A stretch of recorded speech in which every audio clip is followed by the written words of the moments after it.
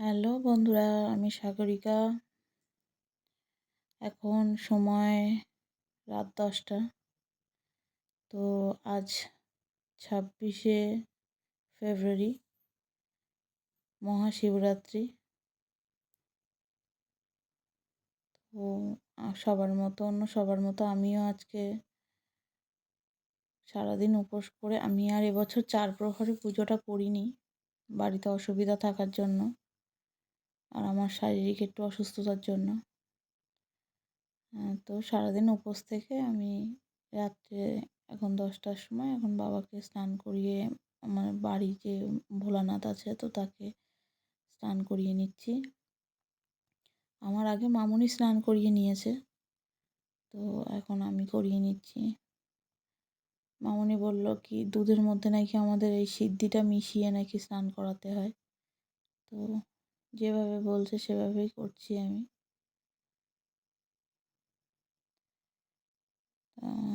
ঘি মধু মাখিয়ে নিলাম প্রথমে, নিয়ে তারপরে দই মাখিয়ে নিলাম, নিয়ে দুধ দিয়ে স্নান করিয়ে এবার গঙ্গা জল দিয়ে স্নান করিয়ে দিচ্ছি ভালো করে পরিষ্কার করে।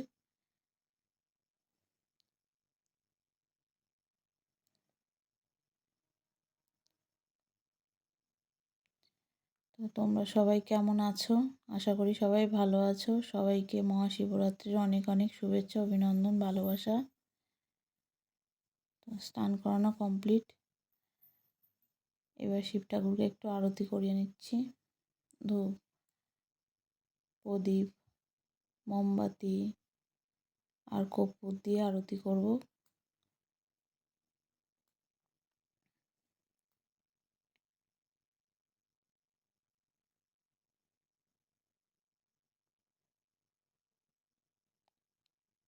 আর তোমরা সবাই কেমন আছো একটু জানিও। কে কে শিবরাত্রি করলে একটু জানিও। কে কে সারা রাত করেছো আর কে কে আমার মতো সন্ধেবেলা বা দিনের বেলাতে জল ঢেলে নিয়েছো একটু জানিও সব কমেন্ট করে।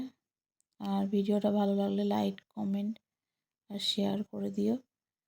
কর্পূর দিয়ে আরতি করছি। এবার সারা বাড়িতে কর্পূরটা একটু দেখিয়ে দেব আরতি করার সাথে সাথে। আমার ভোলানাথকে সাজিয়ে দেখো কি কিউট লাগছে। সারা ঘরে একটু কর্পূরের ধোঁয়া ঘরে নেগেটিভ এনার্জি দূর করে, তো সেহেতু সারা ঘরে দিয়ে নিচ্ছি। রান্নাঘর, বেডরুম সব জায়গায় দিয়ে নিচ্ছি। বাইরে তুলসী মন্দিরে আর যাওয়া সম্ভব হলো না, কারণ কর্পূরটা খুব জোরেই জ্বলে উঠেছিল, ভয়ে আমি যেতে পারলাম না। তো আমার পুজো শেষ। এবার শিব ঠাকুরকে বেল উৎসর্গ করে দিলাম এবং প্রসাদ যেটা জল মিষ্টি যেটা দিতে হয় সেটা দিয়ে দিলাম। ওই দেখো আমার গোপালরা বসে, ওদেরকেও খেতে দিয়েছি, ওরা বসে আছে, বসে বসে দেখছে, 2 গোপাল। তো আমাকে কেমন লাগছে আজকে কমেন্ট করে জানিও। এবার মন্দিরে যাব রেডি হয়ে। আর আমার ভোলে বাবাকে কেমন লাগছে জানিও। হ্যাঁ, তো মন্দিরে চলে এসেছি। ভিডিওটা করতে পারিনি রাস্তাতে, কেননা প্রচণ্ড গাড়ি ঘোড়ার জ্যাম ছিল, ওই জন্য ভিডিওটা করতে পারিনি। তো মন্দিরে চলে এলাম, এসে বাবাকে ঘি মাখাচ্ছি। এবার মধু মাখাবো। মধুটা মাখিয়ে দিলাম, দিয়ে এবার দুধ আর দই দিয়ে একসাথে স্নান করিয়ে নেব।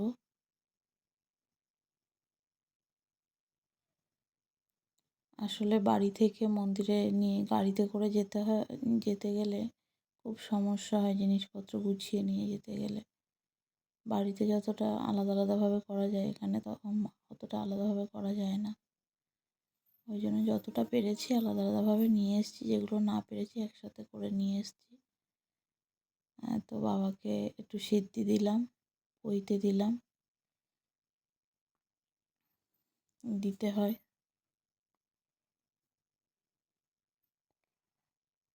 এবার বাবাকে তো ঘি মধু দই মাখিয়েছি, দুধ দিয়েছি। এবার বাবাকে পরিষ্কার করে গঙ্গা জল দিয়ে ধুয়ে দেবো। তো গঙ্গা জলটা আমি আর ঘটিতে করে নিয়ে যাইনি, রাস্তাতে পড়ে যাবে বলে বোতলে করেই নিয়ে গেছিলাম। তো বাবাকে ভালো করে পরিষ্কার করে স্নান করিয়ে দিলাম, দিয়ে এবার বাবাকে আরতি করব এবং ফলগুলো উৎসর্গ করব। মামনি বাড়িতে ফল উৎসর্গ করে দিয়েছিল, তো আমাকে বললো তুই এই ফলগুলো মন্দিরে দিয়ে দিস। তো সেজন্য আমিও মামনির ফলগুলো নিয়ে এলাম এবং আমার ফলগুলো উৎসর্গ করে দিলাম, এখানে দিয়ে দিলাম বাবার চরণে।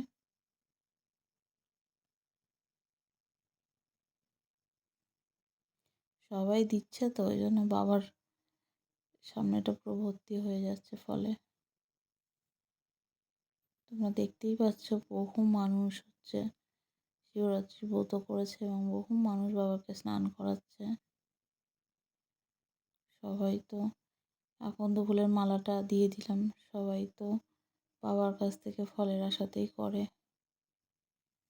কেউ বাবাকে ভালোবেসে করে।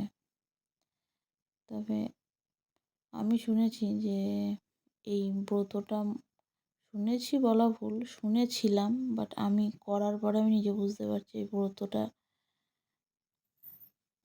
কতটা মানে কি বলবো, করলে মনের ইচ্ছা সব পূরণ হয়।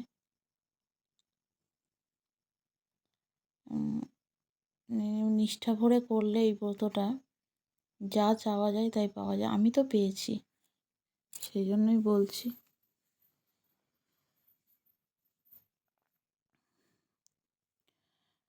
তো আমার বাবাকে স্নান করানো হয়ে গেল, ফল দেওয়াও হয়ে গেল।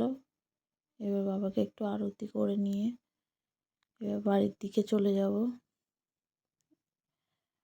নিজের যা প্রার্থনা আছে সেটা করে নিলাম, নিয়ে বাড়িতে যাব। তো চলে যা গেলে চলে যাচ্ছি বাড়ির দিকে। বাড়িতে এসে আমার বরের হাত থেকে জল খেয়ে উপোস